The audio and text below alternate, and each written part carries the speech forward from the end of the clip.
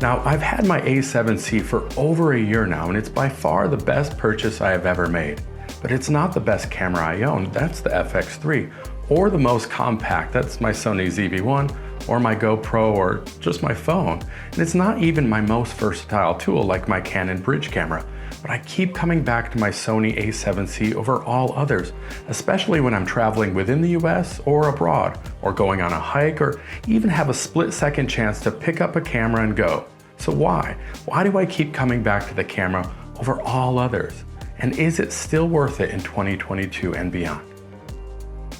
So I have made a few videos already declaring my love for this guy, with a beginner's review and an 8 months later update and my travel video, among others. But what separates this video now is, even though I have my Sony FX3, a camera I had been pining for since it released and only recently picked it up, I still find myself gravitating to the Sony A7C when I have other options. Which you obviously don't see in my hand here, as normally a video about a camera, you should be holding that camera as you're talking about it. But let me state before I show you why this is the best compact camera to take on the go with you, because it's also the best studio camera, as the FX3 is a bit of an overkill and the ZV-1 is underkill, if I'm allowed to invent that word here. But it is the perfect studio camera, period, because it lands in that sweet spot between them. So I choose it for this setup, and then I just break down the rig and I can pocket it. So recently I hopped on a plane for a quick domestic trip to see my family in Charlotte, North Carolina. And I had my wife and toddler in tow, so I was very cognizant of how I was packing. I really wanted to pack light and be able to capture these quick videos with as much ease as possible, which you would have suspected that I would have chose the Sony ZV-1, as it fits in your pocket way easier, or quickly in a sling. And I'm not worried about dinging it up, as the ZV-1 with this cage on it is pretty durable. However, I was going to my parents, who live on this beautiful lake, and almost every night they have the most beautiful sunset that still to this day just blows me away. And I don't get desensitized to the beauty of it, so you would think that I would want to take my FX3 due to the low light capabilities and the 10-bit color to really get the colors in the sky as rich and smooth as possible. So another reason I really like is that I can just pick it up and use it quickly if there's sort of a once-in-a-lifetime sunset. Not that this is once in a lifetime, but it's pretty special. And I'm glad I could just literally grab it and go. There isn't any setup, I don't have to rig it up. I just take a picture or just turn it on and get the shot that I need as quickly as I can get it. And that's the convenience of a compact camera like the Sony A7C. But I think for years, this sensor was seen as the king for not just hybrid hobbyists in the A7 III, but as a professional workhorse for many photographers and videographers. And now that 10-bit color is seemingly the standard, many of us disregard 8-bit as antiquated, like that's so 2021. But look, I'm not gonna tell you there isn't a difference, especially with the compression on YouTube and how much banding you get with 8-bit compared to 10-bit. And if you don't know what color banding is, it is simply an undesired artifact where instead of seeing smoothed out gradients of color or light, you see bands of pixels because you're not receiving enough color information between the gradients. And 10-bit is far superior, something like 16 million colors to a billion colors. But with all that information comes a lot bigger files. It is both harder to capture as it is to edit. So although you'll get a better image with 10-bit, you also pay for that. So again, the A7C is not just the most compact full-frame camera with autofocus, it's one of the easiest to work with post-processing wise. Now, I always shoot in a HLG3, which increases your dynamic range as well. It's a bit flatter color profile, saves some highlights and information in the shadows when compared to the standard. And HLG3 is the only picture profile I recommend with 8-bit Sonys. I know some also use S-Log too, but I haven't had any luck with it personally. But with H-Log, it's a pleasant image almost on its own, and you only really need to bump up the contrast and saturation, generally speaking, to get it converted to what your eye sees. And then you can slap on a slight color grade on top of that if you want, which I'm constantly tweaking, but I have a few LUTs I use almost every time, which just speeds up my workflow. So not only is it easy to work with after the fact when editing, but the main point is it's easy to shoot with. Another reason I picked this up is I can just sort of carry it in my pocket and pick it up and shoot when I need be. And even though it's gonna rain and it's gonna thunderstorm pretty soon, I'm not really worried about getting wet. I know the weather sealing isn't really that big of a deal, but it could fit in my pocket. And yeah, it's just super portable. and the image quality is amazing. I've got a little variable ND filter, which is like 1 to 9 stops. I think I'm at about 4 right now. It's pretty overcast, of course, because it's about to rain. And also the other thing I want to talk about is the in-body microphone. So I've got no extra boom attached, and I think you could probably hear me. Can you hear me? You say hi? Hi.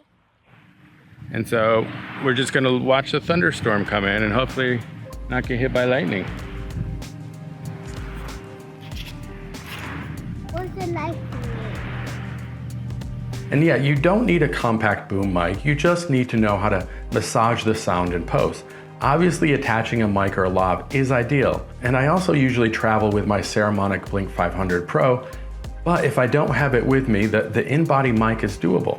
The ZV-1s is much better, but not by much. Now, with other than light rain conditions, the weather sealing is good enough, but I'm obviously not gonna let it get drenched. Okay, we are in Lake Norman with Rocco, and we are gonna go paddle in the lake. He's got a floaty and a stick, and we're ready to go. Take the big ocean with our pirate shanties and sing, row, row, row your boat gently down the stream. Merrily, merrily, merrily, merrily. Life is but some ice cream. No. Oh, she changed. Oh. Ice candy. Okay. I think I can't compete with ice cream. I'm done. Okay, what? Can I have a ice cream? Yes, let's go in. Pretty nice day on the lake. So yeah, this is why I take my Sony A7C everywhere. I can bring it in the water and I'm not really worried about it falling. Or if it does fall, it's a problem, but I don't worry so much. As compared to my FX3, I would worry about it a lot. And I'm also not worried about the wind, sand, or heat. So it's way too hot to be out here, and actually the camera is not heating up as much as I thought it was. I was a little worried that it could get, I think it's like 110 or something, and there's heat warnings. But it's surprisingly, it doesn't get too hot to handle or too hot to hold. My phone actually turned off because it was too hot. And then this has been pretty good as far as just general, thought I heard a bobcat. Just general heat. I'm not like doing long videos or taking tons of pictures, but yeah, it's actually not that bad. So I also did a quick day trip to a desert landmark that is one of my favorite places to go here in California, as it looks so otherworldly. In fact, a lot of Star Trek was filmed here, from the old TV shows to some of the newer movies. It's as beautiful as it is hot. And it just so happened to be an excessive heat warning that whole week here. So why not go for a hot hike with the A7C? However, I did find this cool little nook to climb through, which it looks like somebody else had that idea too. This blanket in the middle of nowhere. Wonder where this individual is now, which is slightly worrisome. But again, the A7C is just a perfect lightweight option that I can hike with all day around my neck or on my back, or just crawl through nooks with. It's super easy just to grab and go.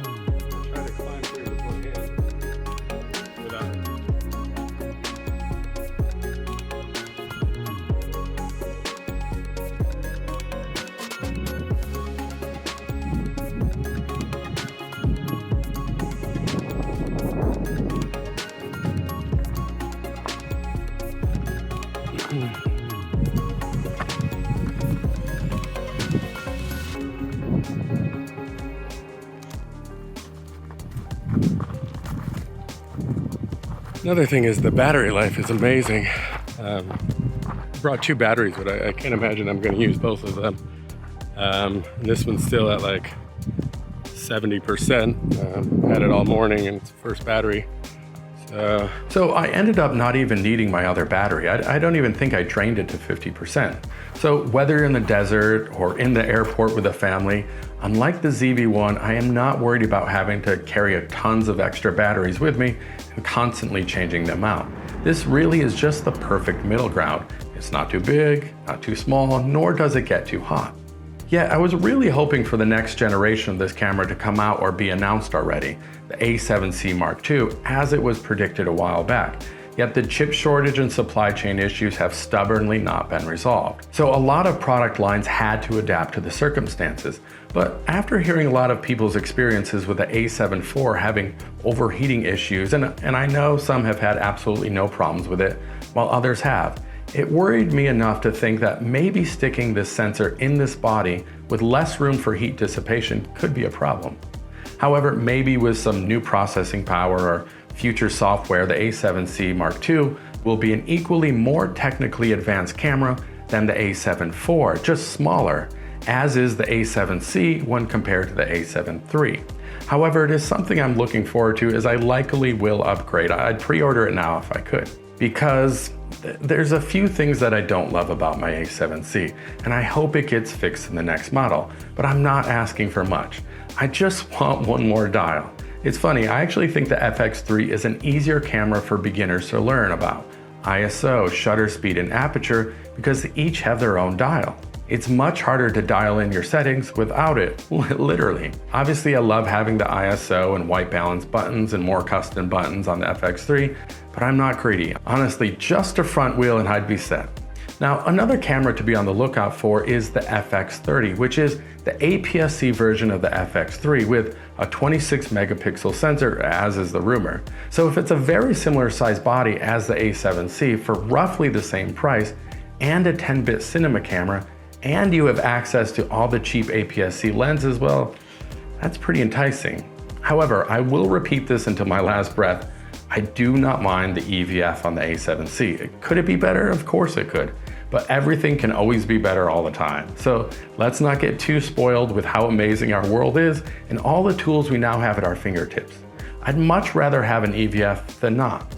So I think between the A7C Mark II and an FX30, I still think the A7C II, which will obviously be a full-frame 33 megapixel camera with an EVF, will be better, even if it won't have some cinema camera-like features and some rolling shutter issues with no chance of getting Netflix approval, for whatever that's worth.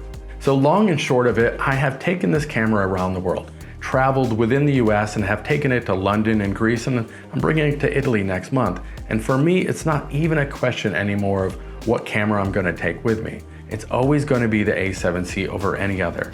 That's why I still reach for it, and that's why I think the A7C is still worth it.